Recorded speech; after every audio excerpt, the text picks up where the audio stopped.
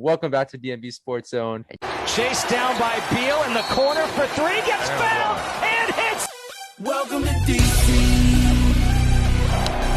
Well, they timed him out. You know we're down at the USA Cup. You're taking us lightly, I'm taking us lightly. Now you don't act, but we gon' be right back. Well, we gon' be right here, we gon' be right here. We ain't going nowhere. Welcome to DC. DC, the home of Chuck Brown. Oh, you don't know the sound? Well, let me break it down. What's good, DMV Sports Zone? This is Noah with the Week 3 installment of the Fantasy Sports Breakdown for the Washington Wizards, as well as for the Washington Capitals. You know, we're starting to see the goaltending battle play out, as well as the forward battle play out for the Wizards. So it's really interesting to see some new updates and a lot of new analytics that I have to share this week. Before we get started, again, I'm getting this information from Sport AI. Sport AI is a mobile app that is democratizing the fantasy sports analytics process. Recently came out to private beta on October 25th. Will be open to the public November 5th. More information, link in the bio. And without further ado, let's get started. So first things first, let's talk about the Wizards. So the Wizards obviously are the talk of the league right now. They're the surprise team in the Eastern Conference. A lot of the additions are playing extremely well, and I want to really point out particularly Spencer Dinwiddie as well as Montrezl Harrell. We've talked about Kumza last week, and he's still having a very stable season, but he's starting to cool off. His rebounding's improved a lot, as you can see that his role is more as an all-around starting forward. With Hachimura coming back, they've already committed, similar to the PJ Washington, Mason Plumlee deal in Charlotte. They're going to be rotating based off a matchup. I think another familiar situation is Jaden McDaniels and Jared Vanderbilt for the Timberwolves, who are the Western version of the surprise team so far this season. So those are established, a little riskier young forward debates. But let's talk about Dinwiddie and Harrell. So Harrell is actually finally getting the starting position. Gafford's actually been coming off the bench, and even if he does start, Harrell comes on for the majority of the game. Great energy player, and more importantly, he's being entrusted in a lot of these ISO situations. If you notice, he is taking actually almost 15% more mid-range shots than he's ever had in his career, including when he won Sixth Man of the Year for the Los Angeles Clippers. As a result, he's scoring at a very efficient clip. Scoring has gone up to around 17 points per game. 10 rebounds a game. Lacks in assists, but the blocks are getting there as well. More importantly, he's getting a lot of offensive rebounds, something that he was always good at, but really allowed to thrive in this Wizards system that really relies on him down the low post.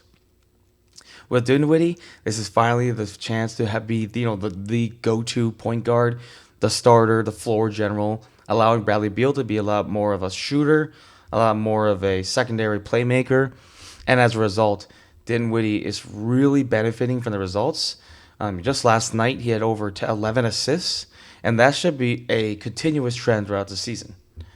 In terms of Harrell and Dinwiddie's fantasy outlook for this week specifically, both of them rank high in a high ADP. They've definitely been the steal of the fantasy draft, as their average ADP was only in the 4th to 5th round. But right now, they're performing as a top 10 point guard for Dinwiddie and a top 15 forward for Harrell.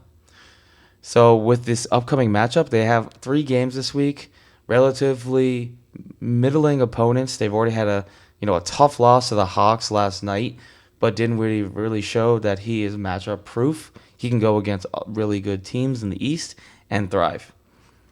I expect another big game from Dinwiddie. The only thing is that they have shown they will rest him if needed on back-to-backs, especially with the rise of Raul Neto being a solid point guard, Aaron Holiday.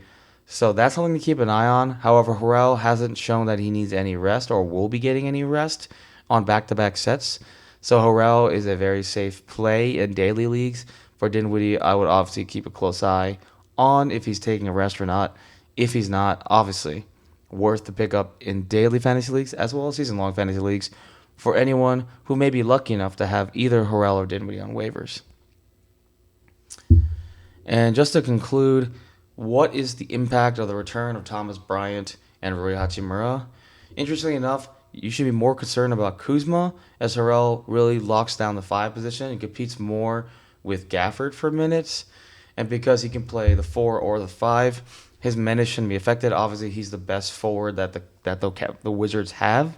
So even with the return of Bryant, who's actually a very similar player to Harrell, it shouldn't impact him that much. Hachimura mainly is going to be taking minutes away from Caldwell Pope, from Kuzma, from Kispert. So Harrell will keep in a very high, 30 minutes, 33 minutes a game. Very consistent offense and rising defense, surprisingly, from Harrell. So the outlook for him is great. For Dinwiddie, great as well. But just be aware of the rest for back-to-back sets. And now let's quickly talk about the Capitals. So it's very interesting. As you see, the 1A, 1B battle is the main talk. Ilya Samsonov versus Vida Vanacek. And so far, it looks like Samsonov is slowly getting the edge with that 16-save shutout against the Coyotes versus the tough loss Vanacek faced against the Lightning. It really is a 1A, 1B situation in the favor of Samsonov right now. It could be said that Samsonov is getting the starts against the weaker teams and they're trusting Vanacek with the tougher teams like the Lightning. However, it does remain to be seen that Vanacek has failed to start in back-to-back games since the beginning of the season, meaning Samsonov slowly gaining some confidence from the brass, and looking at his play, he's been stellar. He has made the tough saves that Vanacek sometimes is struggling to make this season. So right now, the analytics favor Samsonov as well as the coaching decision-making. So it's still a monitorable situation, but I think Samsonov is winning out the battle right now. And I think will be the eventual preferred starter long term. As he also, it's the draft capital behind him as a first round pick as a goalie. He's younger. He does not by much, but still should be a priority from the organization. And it looks like they're really trying to give him every opportunity to be that starting goaltender of the future. In terms of the other forward group, nothing much has changed. Alex Ovechkin is Alex Ovechkin. Backstrom has started to turn around a little bit as well. But interestingly enough, a lot of the defenders that I mentioned last week have lived up to the predictions and analytics.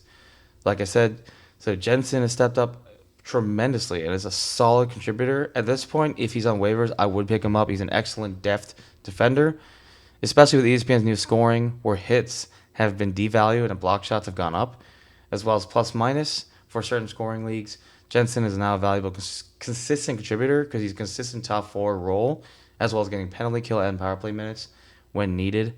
Dmitry Orlov, as well as another player that is a must pick up at this point if you're in a deeper league.